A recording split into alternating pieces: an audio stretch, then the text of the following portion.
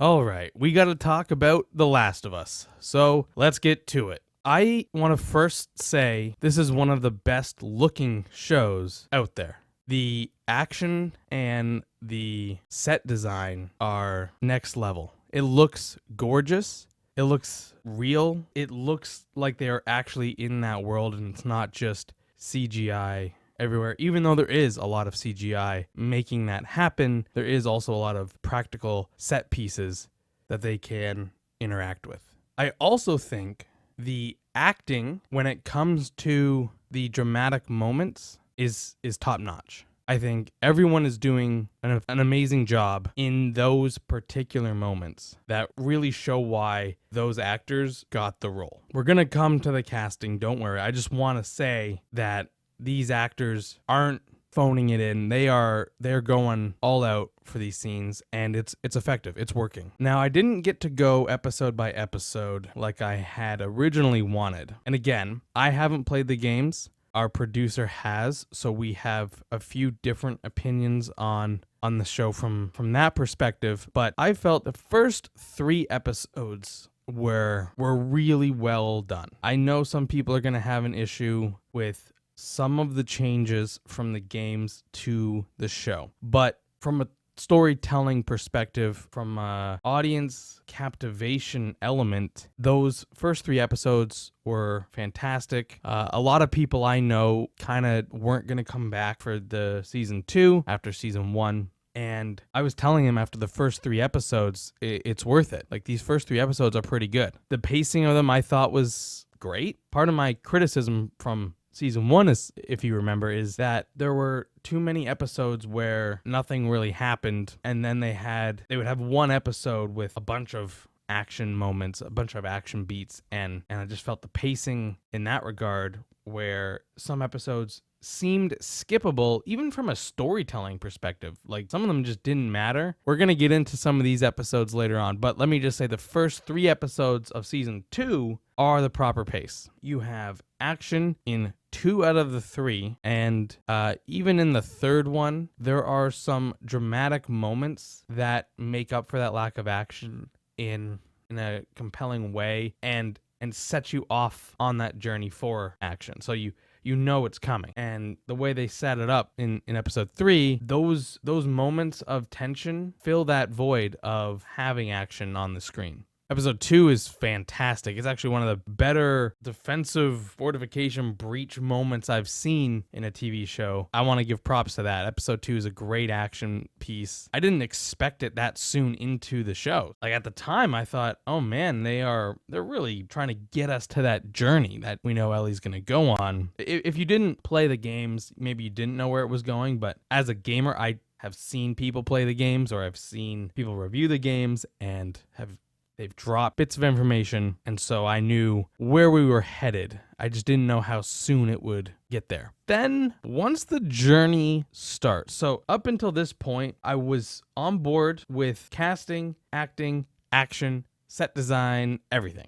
Like, everything's great. But once the journey starts, the show wanted to emphasize how immature and unprepared Ellie was, and this got a lot of the players of the game upset because that is a complete 180 from her character. She didn't seem as capable for what gamers and I think the rest of us would come to expect. It's been a number of years. The fact that she was so eager to get back out there, the fact that she couldn't be infected. I know that Joel's gonna be worried, right? He's going to be worried that she might get killed, but the fact that she can't be infected, I mean, she's going to be able to take some of those risks, learn from those experiences a bit more, and she seemed eager, especially in the flashback episode we got, to get out there. And so I would expect her to be working and training to be prepared for not this particular scenario necessarily, but some sort of expedition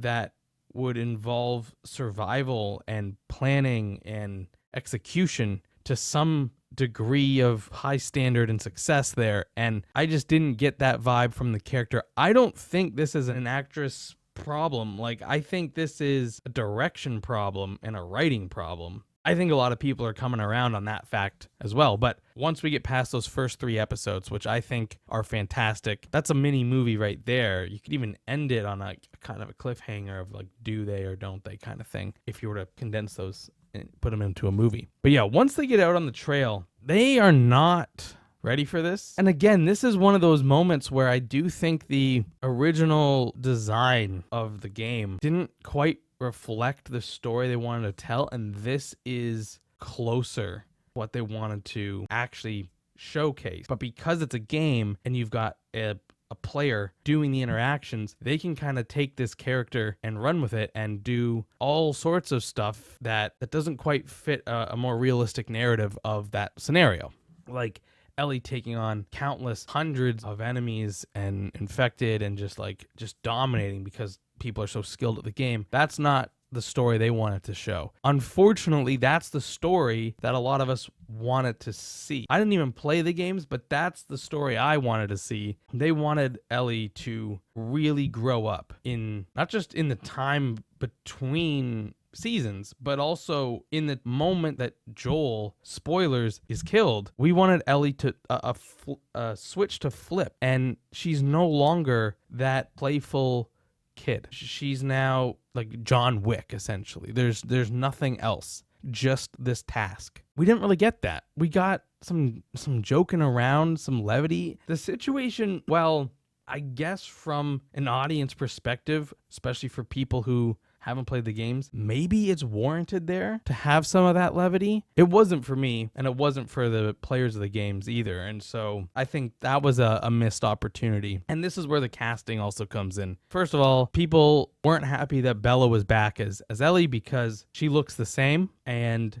she looks very young for her real life age. And so because of that, it's hard for her to flip that switch and look the part of a deranged killer. Whether or not you want to call the character that's your prerogative, but that is what she is in that moment. Bella not looking the part of Ellie, and the actress playing Abby not looking exactly like the character Abby, also threw fans of the games for a loop. I'm not normally someone who picks on the actor casting that much because a good actor can compensate for lacking other traits that the character should have. But in this case, they didn't really give either one enough to compensate for that. So in the scenes where there's a lot of drama to be acted, I think the actresses do a phenomenal job. I think anyone who says otherwise is just bitter that they don't look exactly like the characters in the games. Okay, I think they acted well in those scenes, but then that's really all they were given. And then the rest of the time, Ellie's joking around, and we haven't really spent a ton of time with Abby, just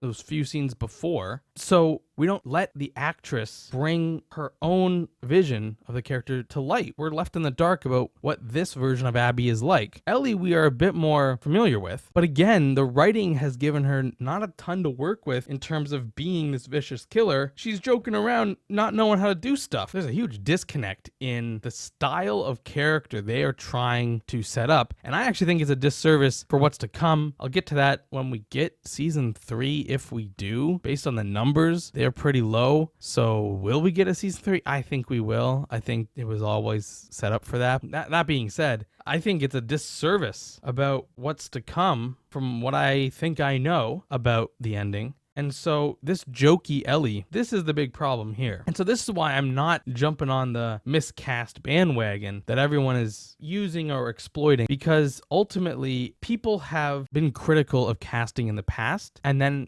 have come around. The biggest example is Heath Ledger as the Joker. So if you give them the material, they can then showcase why they are right for the part, even without some of the physical traits. I know in this case, we wanted a bit more muscles on, like, these people are living in a post-apocalyptic setting. They're going to be physically fit, carry out these tasks. Whether or not they're as muscly as the games are stylized. So it's like Gears of War, right?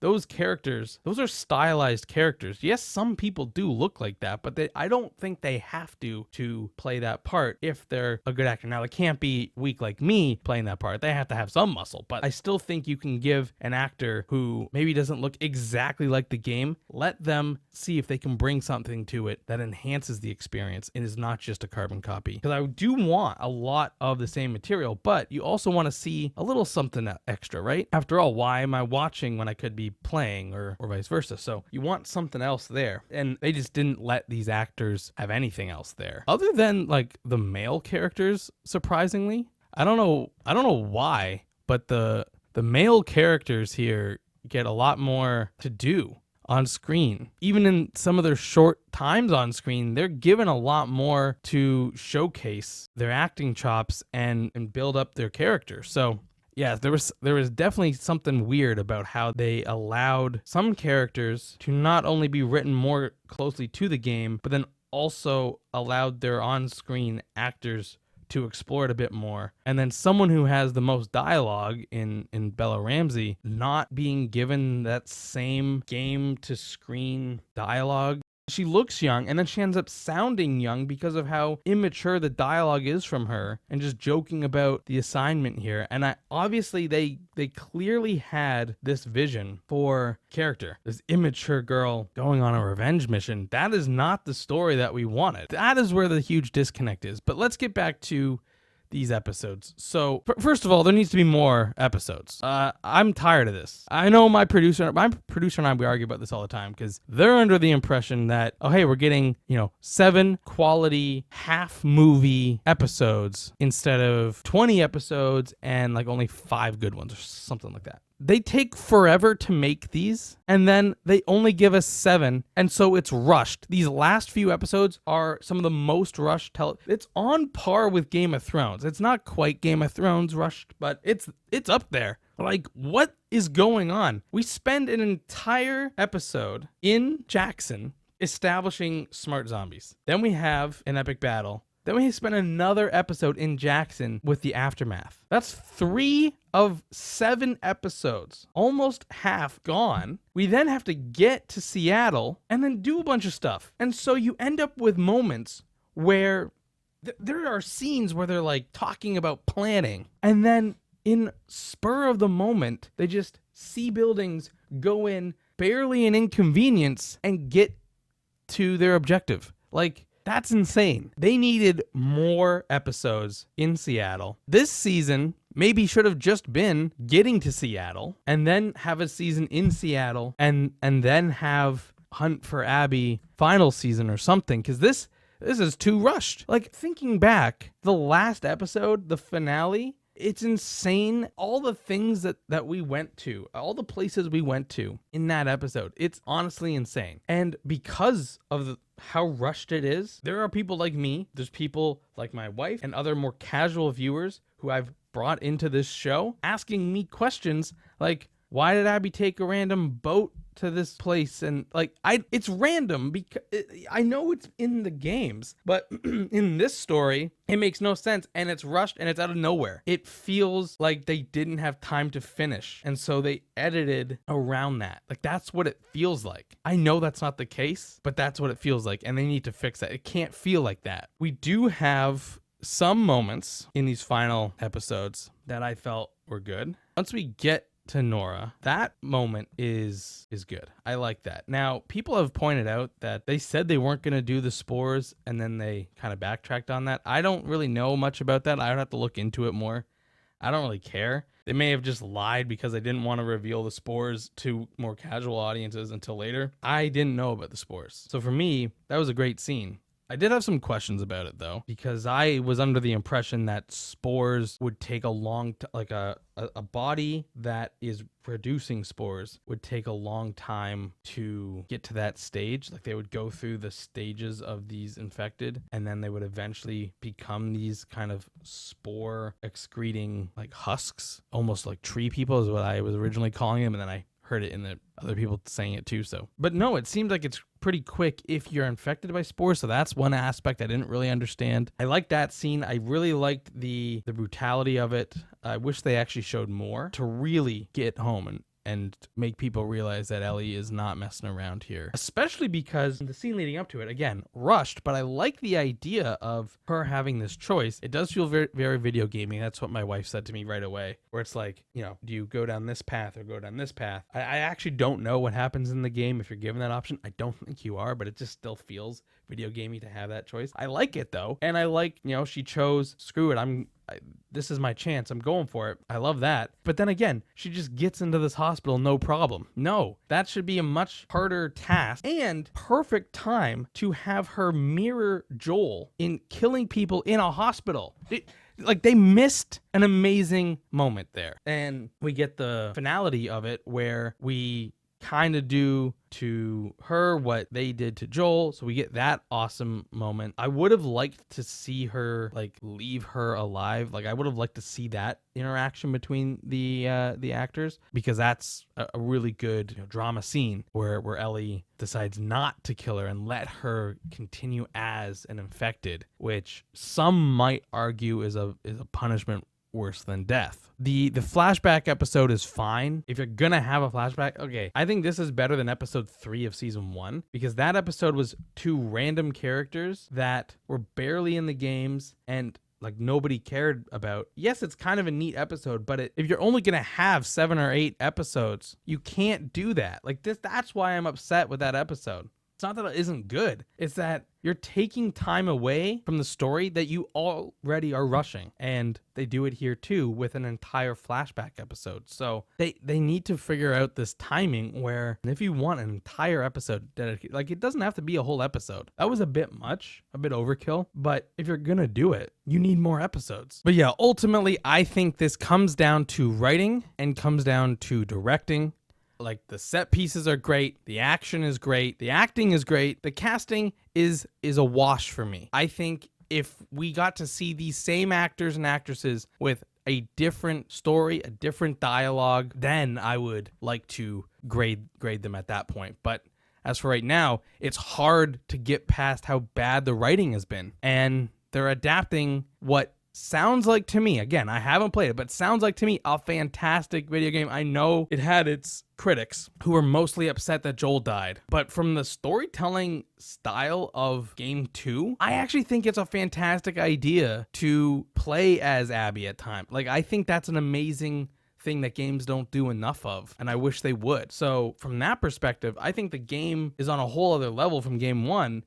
And instead of mirroring that, maybe they were reacting to the criticism that people had of the game, switch it up, and now they're getting pushback from that. So maybe that's what happened on their end. I don't know. I wish they would kind of let people know their thoughts, because they did in season 1 about episode 3, for example. They felt like they didn't get a chance to tell that story in the game. Here it is in the show. So I at least understand that perspective. That makes sense to me. Again, I don't think it should be a full episode, and if it is, you need more episodes for the actual story. But I understand and sympathize with wanting to get a bit deeper on something you hinted at or was in the background of the game. But this time around, we get 3 great episodes, and then they realize, oh, we're running out of time. And so they just write this nonsense, and then they still have scenes. So we don't even have time, and we still have scenes where I know they're trying to show this cutesy couple and contrast it with the zombies and the evil people and all this stuff. I understand what they're trying to do, but that isn't what's supposed to be happening here, at least from my perspective. Obviously, the creator and the director, they have that feeling. They think this is a cutesy, immature teenage girl not fully understanding the ramifications of her actions. When